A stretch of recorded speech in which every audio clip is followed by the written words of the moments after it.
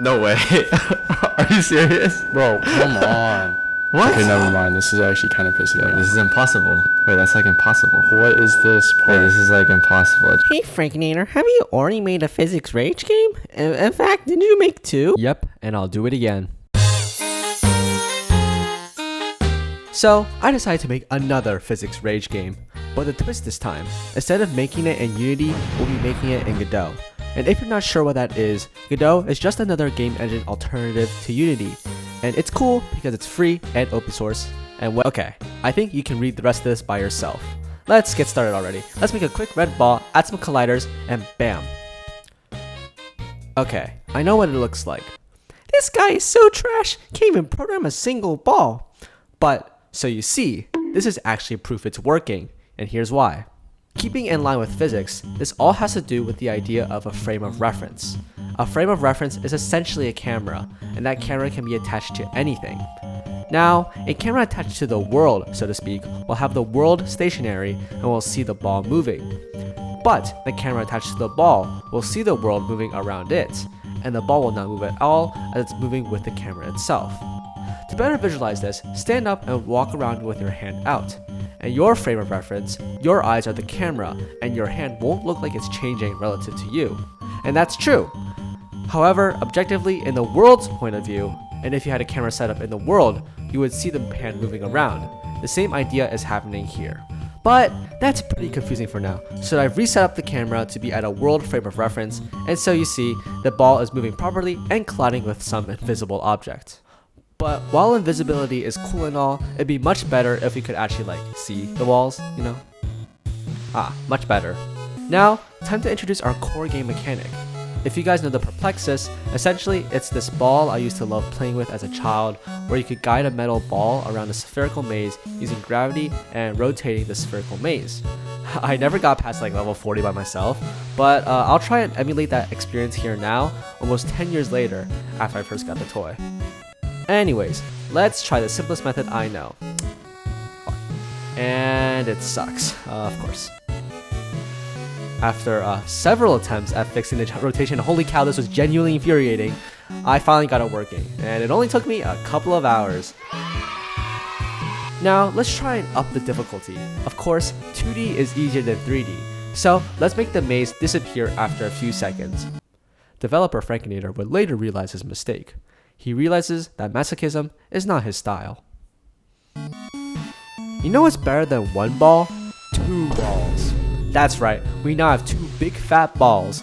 I changed the level a bit to reflect that, and the idea behind this one is that they can't use the same gravity. One needs to go up, while the other needs to go down. That wasn't supposed to happen. Much better. Now, it's pretty boring to have two balls.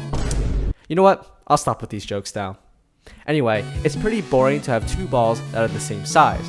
So, I decided to make a new item that lets one of the balls get bigger, not only visually and physically, but also mass-wise as well. And using some big brain math, we got these bigger balls. Now, what can these bigger balls be used for? They'll allow for cool things like areas that only allow smaller balls to fit through, more mass, also meaning more inertia, meaning more friction, and many other examples. Like this, a type of wall that can only break if your ball is of a certain mass. It was pretty easy to code, not to brag or anything, but I think I want this one to look a little nicer. So I stole this shader and slapped on some particle effects. Now, drumroll please. For your viewing pleasure, I made this one larger now. Yep, you're welcome. I know I'm the best, no need to thank me. For our final feature before I start on level design, I want to add some pressure plates. Yes, like the Minecraft. They'll be used to open doors and walls to the level, and there'll be a lot of cool customization options just for y'all to play with once you guys play the game. Which you guys will, right? Anyways, let's start design.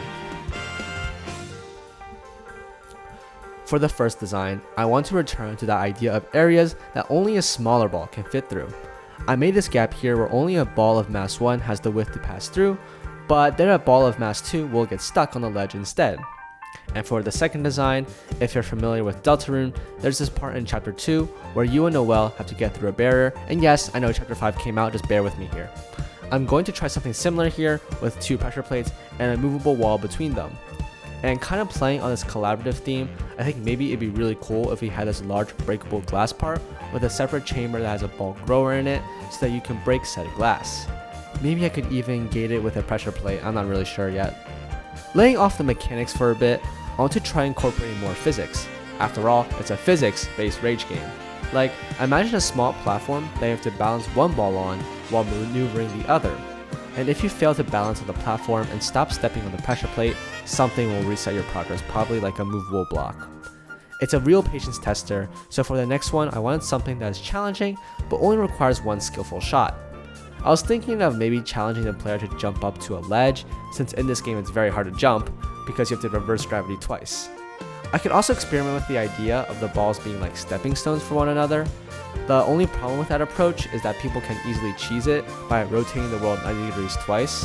So to prevent cheesing, we could put a breakable glass here, so you have to move the big ball first to break the glass.